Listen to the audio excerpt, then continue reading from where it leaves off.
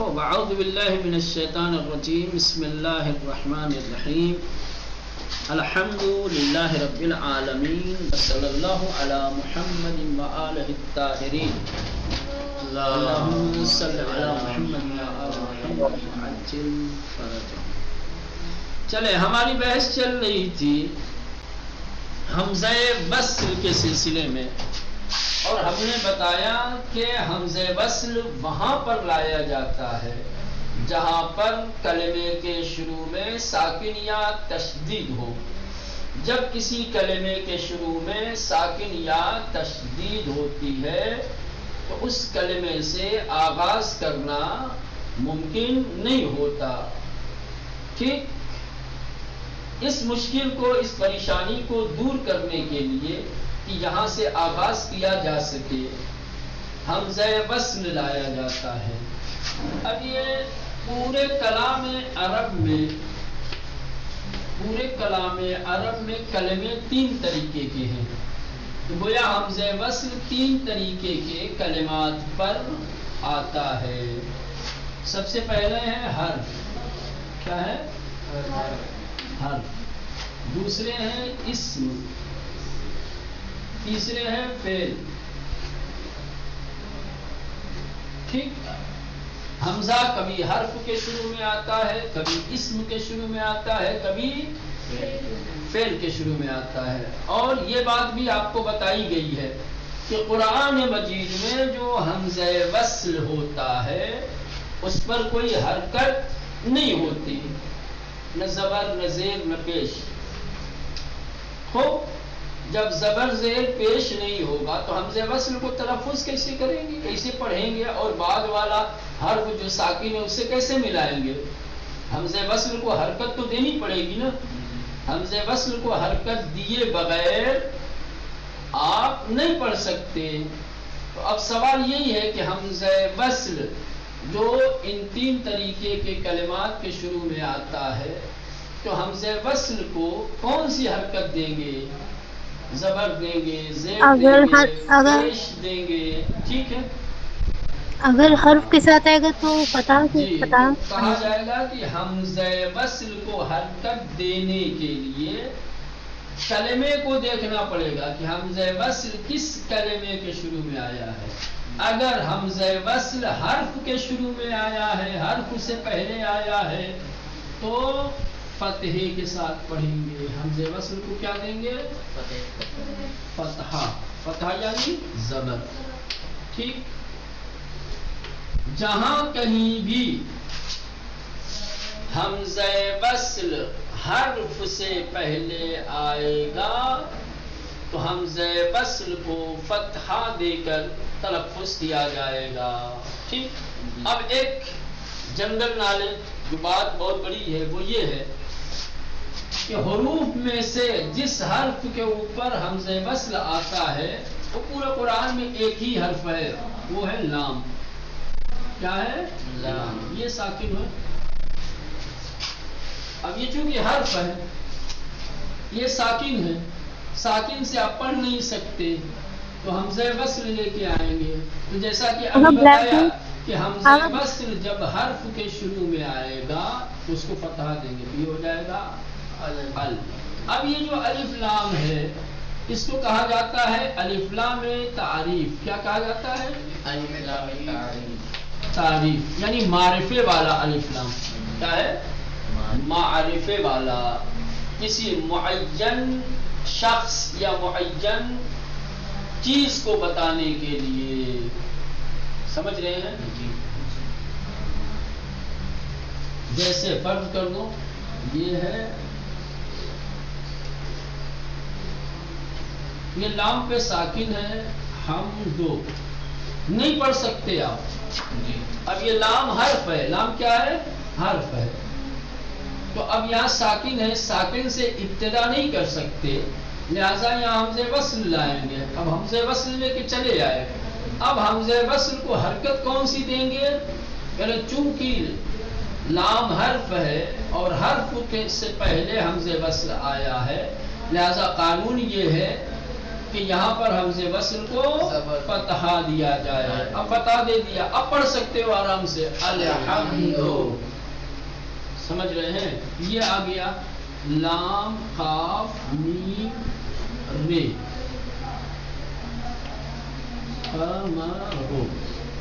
ٹھیک, اب نہیں پڑھ سکتے ہم یہاں سے ساکن سے, محال ہے ابتدا میں ساکن. تو کیا کریں گے؟ کہیں کہ حمزہ وصل لے کے آئیں گے. اب یہ جو حمزہ وصل ہم لے کے آئے ہیں کس سے پہلے ہے؟ لام سے پہلے. لام کیا ہے؟ حرف ہے. تو قانون کیا ہے؟ جب بھی حمزہ وصل حرف سے پہلے آئے گا تو حمزہ وصل کو زبر دیا جائے گا. اب پڑھ سکتے ہیں آرام سے القمر. ٹھیک, یہ بات ہو گیا. اب آ جاؤ اسم. تو اگر حمزہ یعنی حمزہ وصل حرف نہیں اسم سے پہلے آیا ہے, تو اسم سے پہلے جب حمزہ وصل آتا ہے تو حمزہ وصل کو کسرہ, کیا کسرہ, کسرہ, کسرہ یعنی بریکٹ میں میں لکھ دیتا ہوں زیر, زیر دے کر پڑھیں گے. کیا دے کے پڑھیں گے؟ زیر دے کے پڑھیں گے. جیسے یہ ساکن ہے اور یہ نون ہے. ٹھیک, اب یہاں سے نہیں پڑھ سکتے ہم, ساکن سے نہیں پڑھا جا سکتا. ٹھیک, تو چونکہ یہ ساکن سے نہیں پڑھا جا سکتا اس لیے اب یہاں کیا کرنا پڑے گا؟ حمزہ وصل لانا پڑے گا. حمزہ وصل لے کے چلے آئے. اب حمزہ وصل کو کوئی حرکت دینی ہے تو کون سی حرکت دیں گے؟ کہ حمزہ وصل کو حرکت دینے سے پہلے یہ دیکھنا پڑے گا کہ حمزہ وصل کس کے شروع میں آیا ہے. تو ہم دیکھ رہے ہیں کہ ابن کیا ہے؟ یہ اسم ہے. کیا ہے؟ اسم ہے. تو قانون یہ ہے کہ جب حمزہ وصل اسم سے پہلے آتا ہے تو اس کو زیر دیا جاتا ہے. تو اب کیا پڑھیں گے؟ ابنو یا بے ساکن نون زبر پھر تے, اس پہ زیر دے دو یا پیش دے دو فرق نہیں پڑتا, اس سے بحث نہیں ہے ہماری. ہماری بحث کیا ہے؟ شروع سے ہے کہ ابتدا میں ساکن ہے. تو ابتدا میں ساکن ہے تو اس سے کلام کا آغاز نہیں ہو سکتا. آپ تلاوت نہیں کر سکتے, اس کو نہیں پڑھ سکتے. اس کو پڑھنے کے لیے اس سے پہلے حمزہ وصل لانا پڑے گا. حمزہ وصل لے کے چلے آئے. اب حمزہ وصل کو حرکت دینی پڑے گی. تو کون سی حرکت دیں گے؟ تو حمزہ وصل کو حرکت دینے کے لیے بعد والے کلمے کو دیکھا جاتا ہے کہ حمزہ وصل کس کلمے کے شروع میں آیا ہے. تو یہ کلمہ کیا ہے؟ اسم ہے. قانون کیا ہے؟ اسم سے پہلے حمزہ وصل آئے گا تو زیر دے دیں گے. تو ابنتی, سمجھ رہے ہیں؟ اب جو اہم چیز ہے وہ یہ ہے. یہ دونوں تو بالکل واضح ہیں. حرف سے پہلے حمزہ وصل لائیں گے تو زبر دے کر پڑھیں گے. اسم سے پہلے حمزہ وصل آئے گا تو زیر دے کر پڑھے جائیں. فعل سے پہلے اگر حمزہ وصل آتا ہے, سمجھ رہے ہیں؟ تو یہ تھوڑا مشکل ہے. پہلے مثال دیکھیں, یہ کاف تے بے, کاف کے ساکن ہے, تے پر پیش ہے اور پھر بے ساکن. تو یہاں چونکہ ساکن ہے, ساکن سے نہیں پڑھ سکتے, تو کیا کریں گے؟ حمزہ وصل لے چلے آئے. اب حمزہ وصل کو ہمیں کیا کرنا ہے؟ حرکت دینی ہے. کون سی حرکت دیں گے؟ تو حمزہ وصل کو حرکت دینے سے پہلے یہ دیکھنا پڑے گا کہ حمزہ وصل کس سے پہلے آیا ہے. تو ہم نے جب اس کو دیکھا یہ کاف تے بے یہ فعل ہے. کیا ہے؟ فعل ہے. تو قانون یہ ہے کہ اگر فعل سے پہلے حمزہ وصل لاتے ہیں تو حمزہ وصل کو حرکت دینے کے لیے یہ جو کاف ساکن ہے اس کے بعد والے حرف کی حرکت کو دیکھا جائے گا. اگر ساکن کے بعد والے حرف پر ضمہ ہے, کیا ہے؟ ضمہ یعنی پیش ہے, تو حمزہ وصل کو بھی ضمہ دے دیں گے. تو یہاں کاف ساکن کاف کے بعد والے حرف پر پیش ہے، تو حمزہ وصل کو بھی پیش دے دیا. اب ہو گیا. کیا پڑھیں گے؟ اکتب. کیا پڑھیں گے؟ اکتب. نون صاد را، نون ساکن صاد پہ پیش، رے ساکن. ٹھیک. اب یہاں سے آپ کو تلاوت کرنا ہے. تو چونکہ پہلے حرف پہ ساکن ہے، اور جب پہلے حرف پہ ساکن ہوتا ہے تو وہاں سے نہیں پڑھا جا سکتا. اس کو پڑھنے کے لیے حمزہ وصل لانا پڑے گا. حمزہ وصل لے چلے آئے. ٹھیک. ابھی حمزہ وصل پہ کوئی حرکت نہیں ہے، ہمیں حمزہ وصل پہ حرکت دینی ہے. تو کون سی حرکت دیں؟ کہا کہ یہ دیکھنا پڑے گا کہ حمزہ وصل کس کے شروع میں آیا ہے.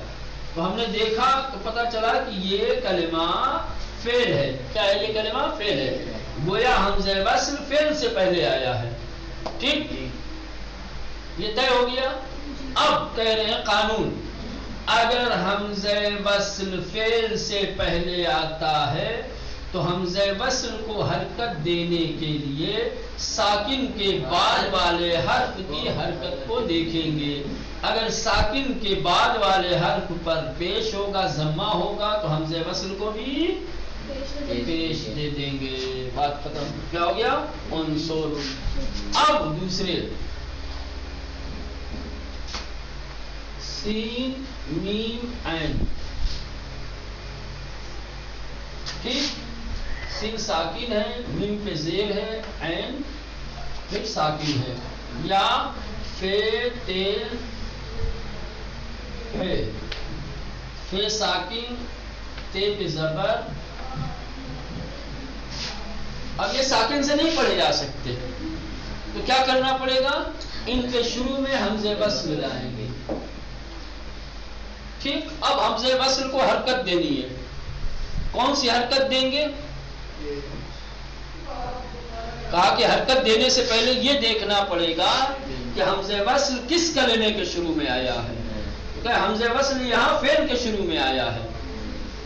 تو فعل کا قانون یہ ہے کہ اگر حمزہ وصل فعل پہ داخل ہوا ہے، فعل سے پہلے آیا ہے، تو حمزہ وصل کو حرکت دینے کے لیے یہ جو ساکن کے بعد والے حرف ہیں اس حرف کی حرکت کو دیکھا جائے گا.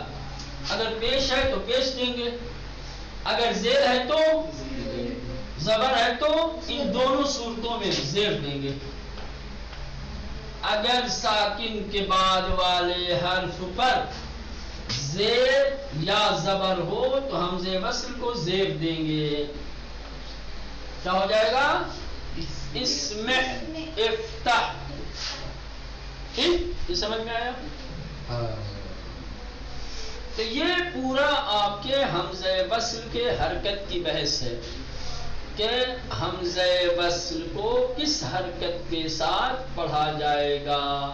اگر آپ سے سوال کیا جائے کہ حمزہ وصل پر کون سی حرکت دی جائے گی، حمزہ وصل کو کس طریقے سے پڑھا جائے گا، کون سی حرکت کے ساتھ، تو یہ پوری تفصیل آپ کو لکھنی پڑے گی. آپ لکھیں گے کہ حمزہ وصل کبھی حرف کے شروع میں آتا ہے، کبھی اسم کے، کبھی فعل کے. اگر حمزہ وصل حرف سے پہلے آیا ہے تو حمزہ وصل کو زبر دے کر پڑھیں گے. جیسے مثال الحمد، القمر. ٹھیک. اور اگر حمزہ وصل اسم سے پہلے آیا ہے تو حمزہ وصل کو زیر دے کر، کسرہ دے کر پڑھیں گے. جیسے ابن، ابنت، اثنان، اثنتین، اثنا وغیرہ وغیرہ. ٹھیک. پھر اگر حمزہ وصل فعل سے پہلے آیا ہے تو ساکن کے بعد والے حرف کی حرکت کو دیکھیں گے کہ ساکن کے بعد والے حرف پر کون سی حرکت ہے، پیش ہے، زبر ہے، زیر ہے. اگر ساکن کے بعد والے حرف پر پیش ہے تو حمزہ وصل کو بھی پیش دے دیں گے. اور اگر ساکن کے بعد والے حرف پر زبر یا زیر ہے تو حمزہ وصل کو زیر دیں گے. گویا فعل کے اوپر جو حمزہ وصل آتا ہے وہ یا پیش کے ساتھ آتا ہے یا زیر کے ساتھ، زبر کے ساتھ نہیں آتا۔ چلیں اب کتاب دیکھیں، شروع سے ایک بار پھر کرتے ہیں، دیکھیں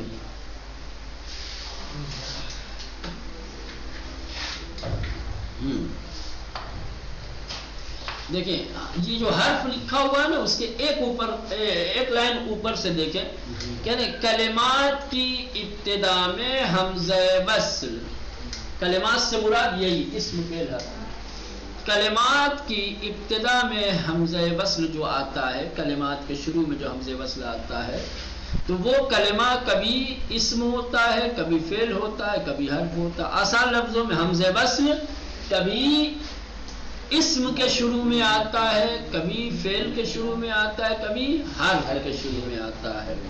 اب ہر ایک کا قانون، نمبر 1، حرف۔ قرآن مجید میں ایسا ایک کلمہ کہ جو حرف محسوب ہوتا ہے اور اس پر حمزہ وصل آتا ہے، وہ حرف تعریف ہے، یعنی ایسا الف لام جو نکرہ کو معرفہ بنا دیتا ہے۔ الف لام در حقیقت حرف تعریف میں، یعنی جو الف لام ہے، ٹھیک، اس کا الف حمزہ وصل ہے اور لام حرف ہے۔ کیا ہے؟ حمزہ الف لام میں، الف لام جو کہا جاتا ہے، تو اس الف لام میں جو الف ہے وہ کیا ہے؟ حقیقت میں حمزہ وصل ہے، اور اس کے بعد پھر لام ہے، تو گویا حمزہ وصل لام کے شروع میں آیا ہے، اور لام کیا ہے؟ حرف ہے۔ تو جب بھی حمزہ وصل لام یعنی حرف کے اوپر داخل ہوگا، تو یہ حمزہ جب بھی اس کے شروع میں آئے گا، لام سے پہلے آئے گا، تو مفتوح یعنی زبر ہوگا، جیسے عاقبت الداری، ٹھیک۔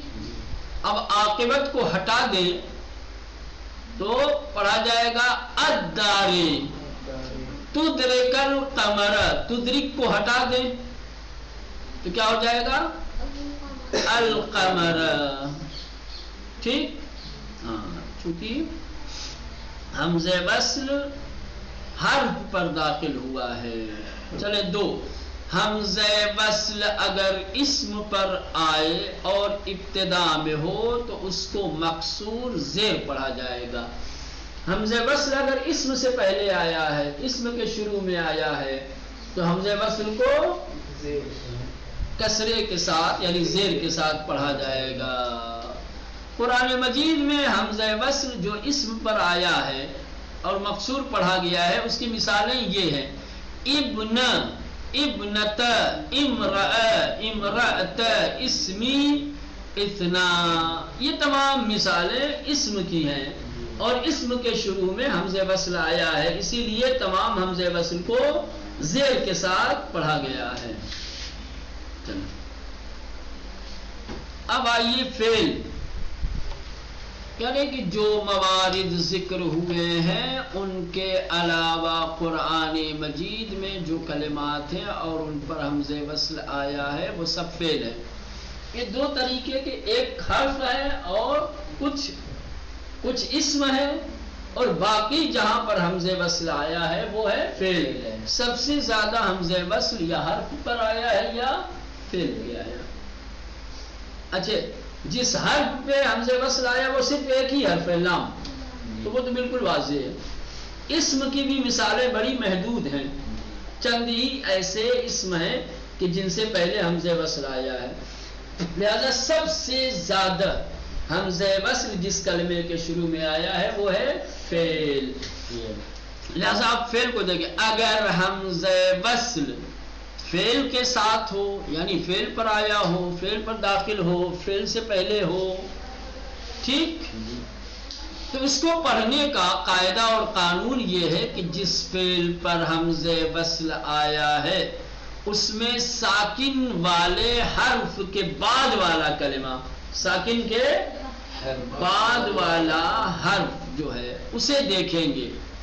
اگر ساکن کے بعد والے حرف پر پیش ہوگا تو حمزہ وصل کو بھی پیش دیا جائے گا، اور اگر ساکن کے بعد والے حرف پر فتحہ یا کسرہ ہو تو حمزہ وصل کو مقصور پڑھیں گے، یعنی زیر دیں گے. تو حمزہ وصل مفتوح نہیں آتا ہے فعل میں. اب مثالیں دیکھیں. فی مفتدت کیا ہے؟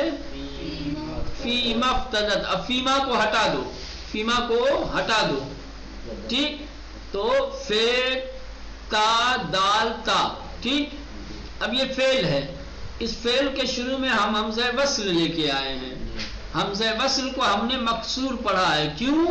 اس لیے کہ جو ساکن ہے یعنی فعل، اس کے بعد والے حرف پر کیا ہے؟ فتح ہے. تو قانون یہ ہے کہ ساکن کے بعد والے حرف پر اگر فتح یا کسرہ ہوگا تو حمزہ وصل کو کسرے کے ساتھ پڑھیں گے. اسی طریقے سے یہ تمام مثالوں میں فقد اہتدوا اہتدوا، قالت تقوا اتقوا، ربنا اغفر لنا اغفر لنا، رب انصرنی، رب انصرنی، انصرنی چاہیے تھا، یہاں بھی غلط لکھا ہے، رب نہیں ہونا چاہیے تھا. بھلے ایک وہی مثال ہو جائے گی پوری تکراری، انصرنی چاہیے تھا، ٹھیک. ہاں، کہہ رہے کہ جیسا کہ آپ نے مثالوں میں دیکھا کہ جس جگہ حمزہ بعد والے حرف سے ملایا گیا ہے حمزہ وصل کو نہیں پڑھا گیا. یعنی حمزہ وصل جب بیچ میں آتا ہے، تو پہلے ہی میں نے بتایا تھا آپ لوگوں کو کہ حمزہ وصل جب بیچ میں آتا ہے تو وہ پڑھا ہی نہیں جاتا. تو وہاں کوئی بحث ہی نہیں ہے ان سب چیزوں کی. بحث کہاں ہوتی ہے؟ جب حمزہ وصل شروع میں آتا ہے، ٹھیک ہے. اگر بغیر ملائے پڑھیں گے تو پڑھنے والے کو اگر آپ نے حمزہ وصل سے پہلے کسی اور کلمے سے ملا دیا تب تو حمزہ وصل کی بحث ہی نہیں ہے، چونکہ وہ پڑھا ہی نہیں جائے گا. پہلے والے کو حمزہ وصل کے پہلے والے کو حمزہ وصل کے بعد والے سے ملا دیں گے، حمزہ وصل کی بحث ہی نہیں رہے گی. لیکن اگر پہلے والے کلمہ پہ کوئی ٹھہر جائے، رک جائے اور اس کے بعد حمزہ وصل سے شروع کرنا ہو تو یہ پورا قاعدہ جو بتایا گیا ہے، جو قانون بتایا گیا ہے، اسی قانون کے مطابق حمزہ وصل پر حرکت دے کر کے پڑھیں گے. فعل پہ ہے تو ٹھیک ہے، اگر ساکن کے بعد والے پہ ضمہ تو حمزے پہ بھی ضمہ آ جائے گا، اور اگر زبر زیر ہے تو حمزہ وصل پر زیر آ جائے گا. ختم. اب کریں چند نقطے. کیا ہے؟ چند نقطے ہیں. نقطے کا مطلب ہوتا ہے قابل توجہ بات، دقیق بات، ایسی بات کہ جس میں غور و فکر کی ضرورت ہو، غور طلب بات، ٹھیک ہے. ہاں، اب اس میں جو سب سے پہلی بات ہے، کہہ رہے ہیں کہ قرآن مجید میں کچھ افعال ایسے ہیں کہ جو حمزہ وصل قاعدے کے خلاف پڑھے گئے ہیں. چاہے مولانا قاعدے کے وہ کون سے کلمات ہیں؟ یہ ہیں اقدو، ابنو، امشو، امدو، اتو، اہدو. کیوں قاعدے کے خلاف ہے؟ اب اقزو کو دیکھو، حمزے کو زیر دے کر پڑھا گیا ہے، ٹھیک ہے مولانا، جبکہ قاعدے کے مطابق کیا پڑھنا چاہیے تھا؟ پیش پڑھنا چاہیے تھا. اقدو. کیوں؟ اس لیے کہ قاف ساکن اس کے بعد والے حرف پر ضمہ ہے، تو جب ساکن کے بعد والے حرف پر ضمہ ہو تو حمزہ وصل کو ضمہ ہونا چاہیے، تو اس کو قاعدتاً ہونا چاہیے تھا اقدو. اسی طریقے سے ابنو ہونا چاہیے تھا، امشو ہونا چاہیے تھا، امدو ہونا چاہیے تھا، اوتو ہونا چاہیے تھا، اوہدو ہونا چاہیے تھا. لیکن ان 6 کلمات کو کیا ہے، یہ جو قاعدہ بتایا گیا ہے فعل میں حمزہ وصل کا، اس کے خلاف پڑھا گیا ہے. یہ قاعدے کے خلاف ہے. یہ پہلی قابل توجہ بات. لہذا یہ کلمات آپ کو یاد ہونے چاہیے.